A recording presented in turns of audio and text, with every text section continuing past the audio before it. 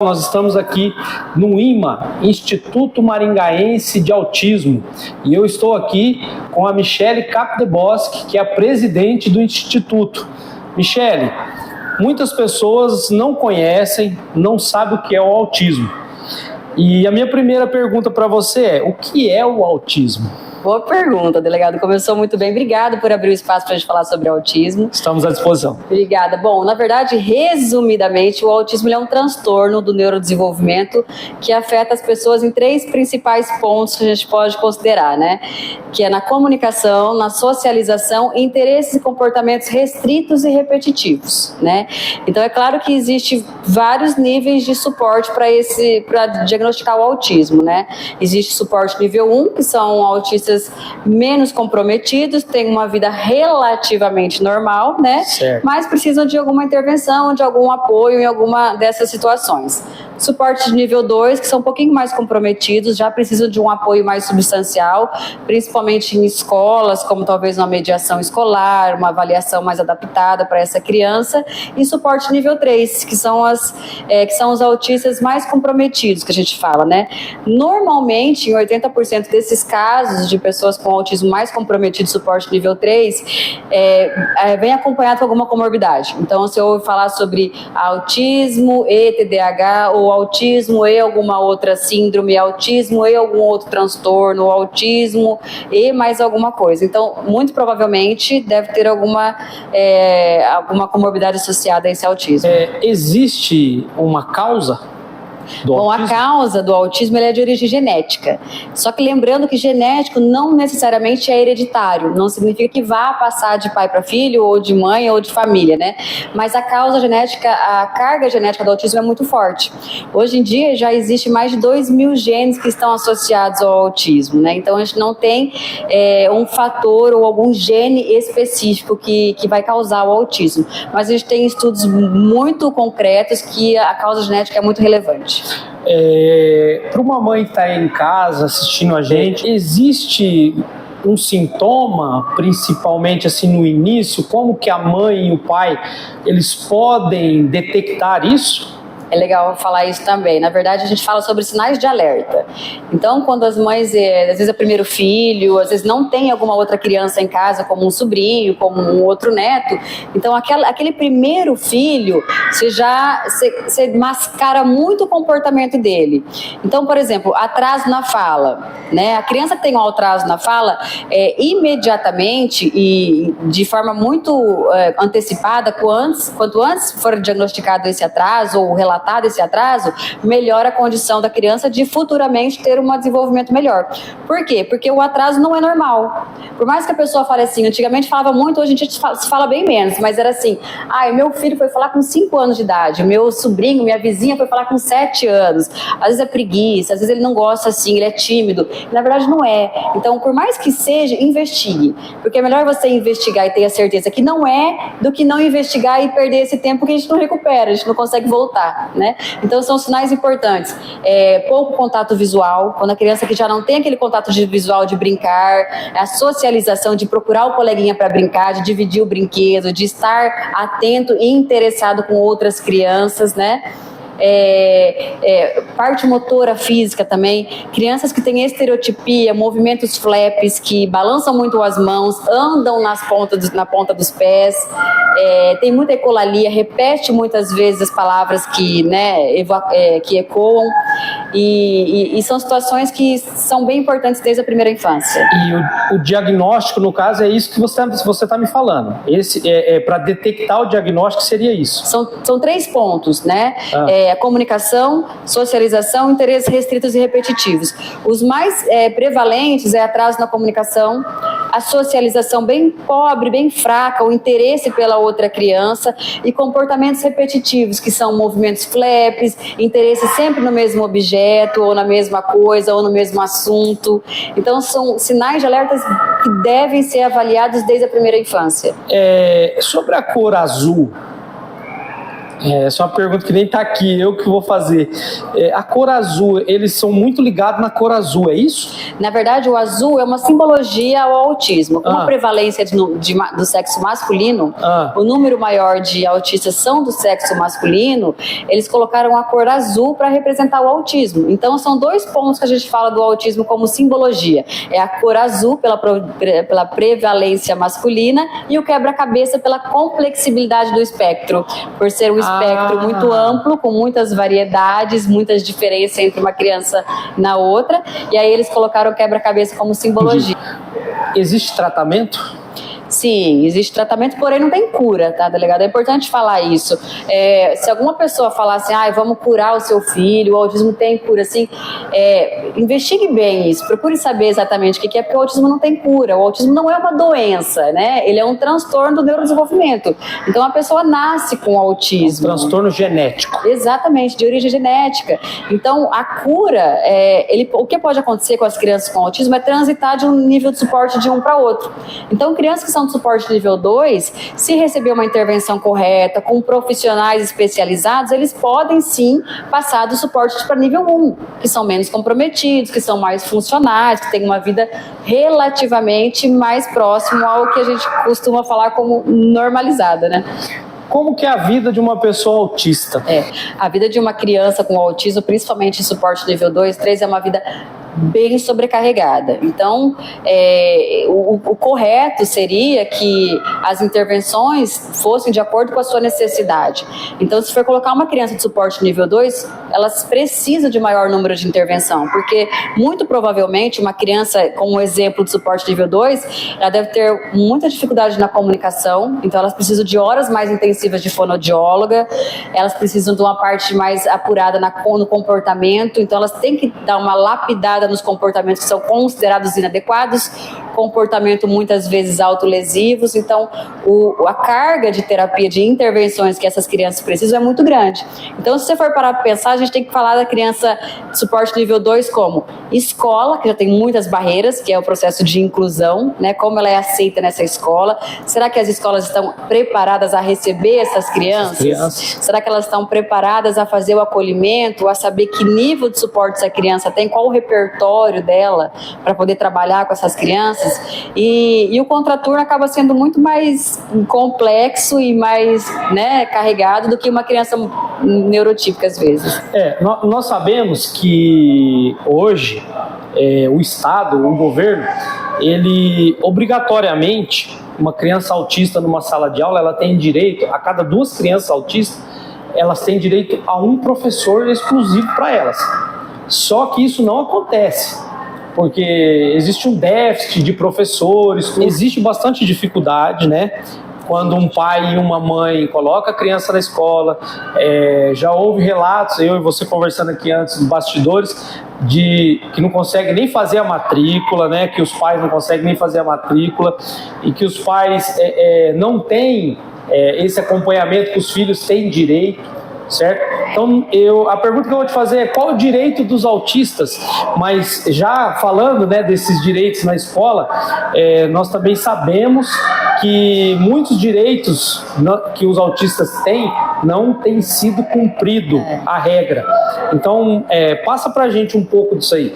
É importante falar disso porque, infelizmente, no Brasil nós temos ótimas leis, nós temos leis totalmente eficazes, eficientes, porém algumas delas deixam brechas muito, né, lacunas muito grandes e acaba assim prejudicando essas crianças principalmente. Então, a gente até faz esse apelo para que órgãos públicos e políticos quando forem reformular ou formular uma lei, que tenha esse apelo, né, que consiga fazer mais baseado cientificamente possível, que entendam a necessidade dessas famílias e dessas crianças, né?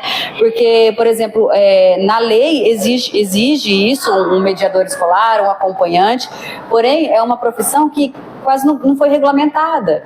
né? Então a demanda é muito grande, né? Mas a gente tem a escassez da mão de obra. E isso aí vale para outras profissões também que estão relacionadas ao autismo, né? E precisam de uma especialização, precisam ter uma capacitação diferenciada para trabalhar com essas crianças.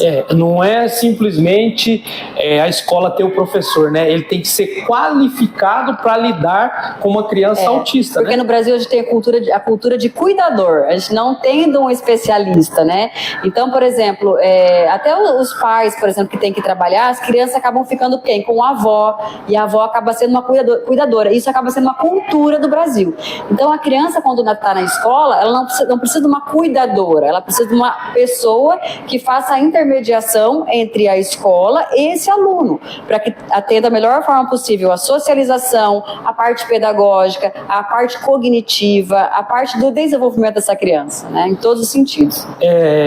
A gente conversando aqui, eu achei muito interessante que o autista, ele não é igual à síndrome de Down. Eu vou usar esse exemplo para que vocês em casa possam entender, porque assim, a síndrome de Down é um tratamento diferente do autismo. A Michelle estava me explicando, eu quero que você explique para o pessoal o seguinte, são individuais, cada caso é um caso, igual ela falou, nível 1, nível 2, nível 3, mas cada caso é um caso, e o tratamento, o professor tem que ser o professor para cada aluno, ele não pode colocar 3, 4 alunos de autismo junto.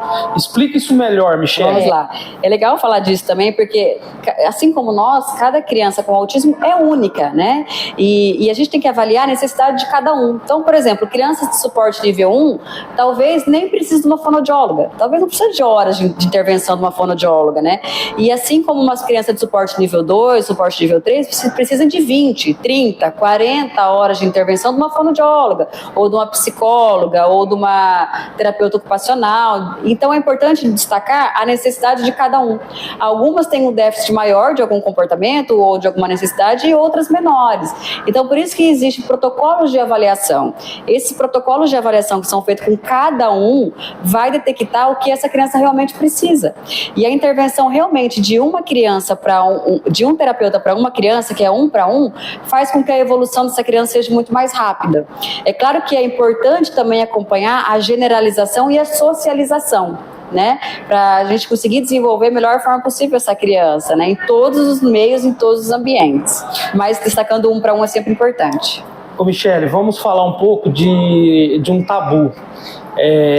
Eu relatei para você um caso que eu vou colocar aqui para o pessoal, é o seguinte, eu tenho um pessoal que eu conheço, que são vizinhos meus lá, da onde eu moro, e esse pessoal me relatou, e eu fiquei bem perplexo mesmo, que as pessoas em casa, você que está em casa me assistindo, que as pessoas, como não têm conhecimento do autismo, as pessoas acham que uma mãe, quando está no consultório médico, que eu vou contar aqui o que foi relatado para mim por uma mãe, quando está no consultório médico, a criança deu uma crise.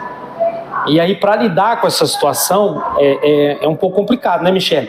Então, assim, eu quero que a Michelle explique, até porque essa mãe, dentro do consultório, ela foi hostilizada por outras pessoas. A pessoa falou para ela assim, você vai dar um jeito no teu filho ou eu vou dar um jeito no seu filho? Então, a pessoa não sabe que a criança é autista, não sabe primeiro perguntar. Então, assim, existe um tabu aí, existe uma longitude aí muito grande entre a sociedade e pais autistas. E eu quero que você explique melhor isso pra gente, o que essa mãe que não tem, às vezes a mãe não sabe que nem Maringá aqui, que existe o IMA, como que ela faz para chegar no Instituto Maringaense de Autismo, qual que é o que tem para oferecer para ela aqui, para a criança, para o autista. Então a Michelle vai explicar tudo isso aí para a gente. Na verdade, assim, quando a gente fala de autismo, a gente tem que trabalhar com conscientização, né? A informação é a melhor forma de evitar situações como essa que você relatou. Por quê? Porque a informação traz conhecimento e o conhecimento quebra esses tabus, né? E a gente acredita muito no processo de conscientização e inclusão. Então, desde a primeira infância, é importante que os professores, os pais, inclusive, tentem passar para essas crianças que o autismo é como uma pessoa normal, que isso não vai ser diferença, né? Situações vão acontecer em qualquer momento, em qualquer situação, em qualquer pessoa, com transtorno ou sem transtorno, inconvenientes pode acontecer. Mas saber que o autismo é um transtorno, que pode acontecer uma crise, que a criança tem muita diferença entre uma crise e uma birra. A birra são comportamentos totalmente diferentes. Uma crise são comportamentos que a gente não consegue controlar. Essa criança muito provavelmente deve ter algum gatilho que desencadeou essa crise. Essa mãe às vezes não conseguiu identificar isso, ou às vezes o terapeuta, o profissional também não conseguiu fazer essa identificação. Então até que essa família e essas pessoas acabam identificando por que teve essa crise, demora um tempo, né? É um período de muito estudo, muita procura, muita avaliação para fazer uma análise funcional, saber como que desencadeou, por que desencadeou, mas enfim, é uma situação que gerou num ambiente público, né, eventualmente. E isso pode acontecer em shopping, mercado, em qualquer outro lugar, né? Porque o autismo tem o direito de estar em todos os lugares. Com certeza. E isso aí não foi uma vez, isso aí vai acontecer várias vezes e muitas vezes em muitos lugares. E cabe a nós, como cidadãos, saber entender que ele está tendo um movimento de crise. Aí o pessoal pergunta, como posso ajudar? Né? Que a maioria pergunta assim, como que eu posso ajudar? Eu vou intervir? Eu vou segurar? O que eu posso fazer? Sim. Eu sempre falo assim, que normalmente essa mãe ela deve estar sozinha, ela deve ter uma outra criança junto, deve ter alguma bolsa, algum celular e tal. E se você chegar para essa mãe e falar assim, ó, cuida da sua criança que eu cuido do seu filho, né? Isso já é uma ajuda, né? Pode ir lá que nós vamos ajudar aqui por fora. Isso já apoio, é uma ajuda, porque a mãe vai lidar melhor do que isso como ninguém. É ela que vai conseguir saber essa situação, certo, né? E muito provavelmente quem está com essa criança não é um desconhecido. É uma mãe, é uma avó, é uma pessoa que tem muito contato com ela. Então, para acontecer essa situação, vamos pensar um pouquinho por trás, né? Uma ajuda que a gente pode fazer é exatamente isso, tirar um pouquinho desse preconceito, saber que isso aí não é uma birra, já é o primeiro passo, e tentar ajudar de uma forma de backstage. Isso aí já ajuda bastante. E o que as mães e os pais, que eles têm que fazer para entrar em contato com o IMA? Qual que é o primeiro passo? Explica para nós aqui. Isso.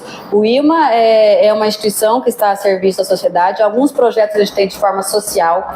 Um desses projetos é a aula de tênis, que a gente tem com uma parceria com uma academia de tênis, que é a TNS aqui em Maringá. Nós temos alunos com autismo que faz aula. Nós temos a educação física adaptada, que está acontecendo aqui no Instituto agora. Ela traz muitas possibilidades de trabalho com a criança, com a pessoa com autismo, né? Certo.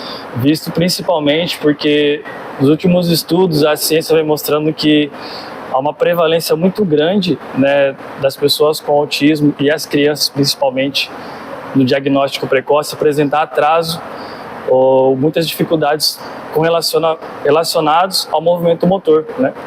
Então, a educação física, através dos esportes, das diversas modalidades, diversas práticas que ela tem, ela pode contribuir muito para o desenvolvimento da criança, né, principalmente desde mais pequenos, estimulando diversas habilidades de manipulação com membros superiores, inferiores, habilidades locomotivas no andar, no correr, noção espacial, temporal, então diversas habilidades que vai contribuir depois para o desenvolvimento da criança de forma integral. Agora que tem alguns alunos que fazem educação física adaptada, nós temos programas de acolhimento de pais, então muitas vezes os pais recebem o diagnóstico e não sabem como seguir esses caminhos das pedras, né, como lidar com isso. Então a gente sempre divulga em nossas redes sociais esses programas de acolhimento, esses programas sociais de incentivo ao esporte, a literatura também. Nós temos livros de conscientização que estão distribuídos em escolas públicas, cartilhas de informativas. Então a gente sempre está distribuindo de alguma forma esse trabalho social, porque o trabalho social não é só o atendimento em si, né? O trabalho social existe várias formas de poder ajudar e a gente tenta ajudar um pouquinho de alguma forma diferente. Você que está assistindo esse bate-papo aqui com a Michele, você é empresário, você é sensibilizado com a causa ou até não, né? Não conhece, você pode estar investindo no IMA, no Instituto Maringaense de Autismo. Michele, o que o empresário hoje tem que fazer se ele está disposto a ajudar o IMA? Tem várias formas de ajudar, né? Desde o trabalho voluntário até uma forma mais incentivo. Então, entre em contato com a gente. Normalmente, a gente tem sempre os canais de mídia digital, Instagram, Facebook. É só colocar lá, IMA Maringá, Instituto IMA Maringá. E vai estar embaixo no rodapé. Isso. E eu mesmo respondo. Sou eu que tento fazer essa ligação, né? Para tentar ajudar de uma certa forma. E quem queira ajudar também é importante, serão muito bem recebidos. Olha, a Michele falou algo muito interessante, que é o voluntariado. Você que às vezes está aí na sua casa e você fala assim, poxa vida, eu queria ser uma voluntária, um voluntário em alguma coisa para fazer um bem para a sociedade, fazer um bem para alguma coisa. Olha aqui, é a hora agora. A Michele precisa de voluntários, aqui ela me relatou que ela precisa de pessoas engajadas, que sejam voluntários, que queiram vir aqui somar com o Instituto Maringaense de Autismo. Michele, faça você o convite para quem está em casa. Isso é legal também, porque a gente sempre faz algumas ações sociais, como o Dia das Crianças, final de ano, e sempre tem alguns eventos, palestras, e ajudar nessa organização, ajudar, às vezes até a relatar uma própria situação em família, já é importante, né? Porque você acaba dividindo com outras pessoas. Então, existem várias formas de poder estar ajudando e se voluntariando nos projetos. Me fala o que você pensa em relação, você vendo aqui o Instituto, o futuro do autismo. Eu acho que o Instituto veio como um piloto mesmo, né, que nem eu estava falando. Eu sei que tem prefeituras que podem fazer um trabalho muito melhor que o nosso, muito mais consistente, atender um número muito maior de crianças e famílias.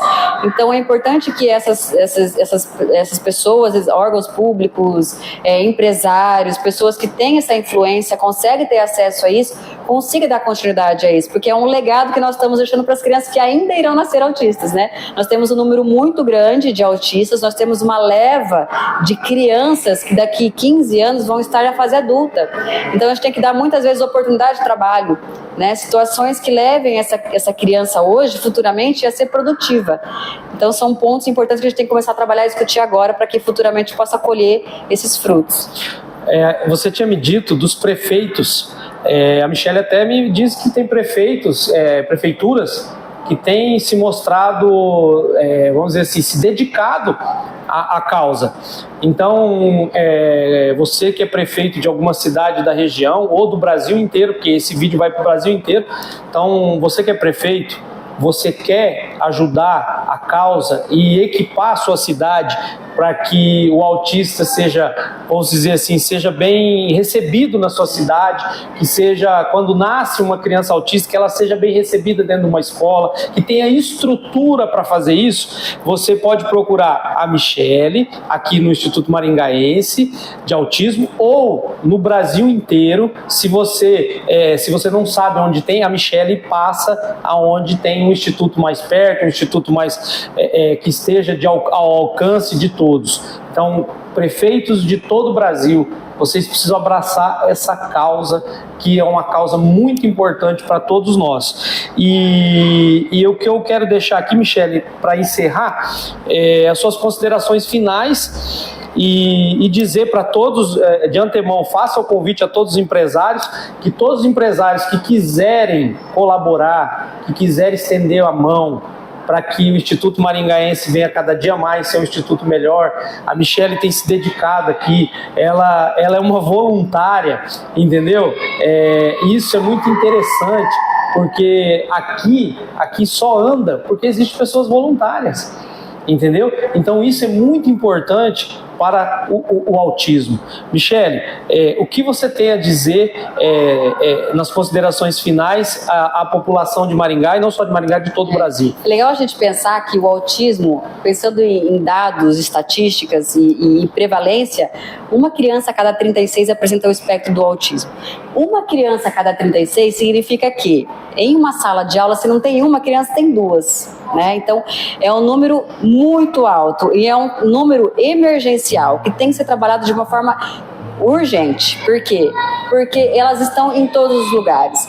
E quando a gente falou de prefeituras, um ponto importante é que essas crianças, normalmente elas têm um pai, uma mãe, um tio, uma tia, tem um professor, tem um médico, tem um profissional que está envolvido. São muitas pessoas que envolvem o autismo. E os prefeitos e os dirigentes que tiverem esse apelo, esse lado, essa empatia por essas famílias e essas pessoas, com certeza eles vão ter um carisma muito maior, né? E é um trabalho gratificante, começar desde a primeira infância, de começar a trabalhar desde a conscientização lá na primeira infância, de poder capacitar esses professores para acolher essas crianças, para colocar no seu município diretrizes de como receber, que nem você tinha acabado de falar, delegado, quantos dados que eu tenho, como que eu vou receber essa criança que acabou de nascer, que tem um diagnóstico com 1 ano e meio, 2 anos, né? Qual que é o próximo passo? Tentar colocar no seu município essas diretrizes de como vai ser esse segmento dessa criança, para poder acompanhar. E isso faz uma geração futura que é um caminho sem volta, né? É um caminho que a gente não consegue voltar, porque a evolução não volta, né? Então a evolução nos leva sempre à frente. É verdade. Nós do Conselho Federal Parlamentar, nós já nos colocamos à disposição da Michele, nós vamos estar fazendo termo de parceria aqui de várias coisas, de projetos, porque nós do Conselho Federal também nós abraçamos essa causa do autismo, projeto do autismo, nós temos cartilha do autismo dentro do Conselho e já estamos fechando parceria com a Michele aqui para a gente fazer uma cartilha, aonde a Michele vai redigir essa cartilha e nós vamos distribuir essas cartilhas em escolas. Então, assim, nós vamos trazer essa inclusão para a sociedade. Já está sendo feito, mas nós do Conselho, nós vamos abraçar mais ainda essa causa junto com a Michele. Então, eu queria agradecer você. Nossa, é muito importante. E eu estou aqui porque eu fiquei muito sensibilizado com a causa.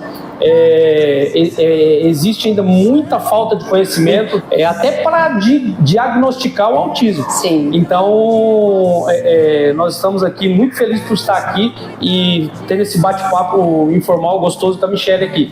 Eu queria agradecer você e, como eu disse, nós já estamos à disposição do Instituto Maringaense de Autismo e muito obrigado por você nos receber aqui hoje. Obrigada, delegado, por abraçar essa causa e contamos com a colaboração de todos que estão nos assistindo. Obrigada. Vocês vão ver agora imagens, nós vamos colocar umas imagens para vocês aí. Um abraço, até a próxima entrevista, pessoal. Pode descansar. Cuido dos detalhes, cuido do teu coração. Pra que se preocupar? Entrega tudo a mim, pode descansar. Eu estou cuidando de você. Eu estou cuidando de você. Pra que esse medo? Pra que desespero? Sou eu quem cuido de você.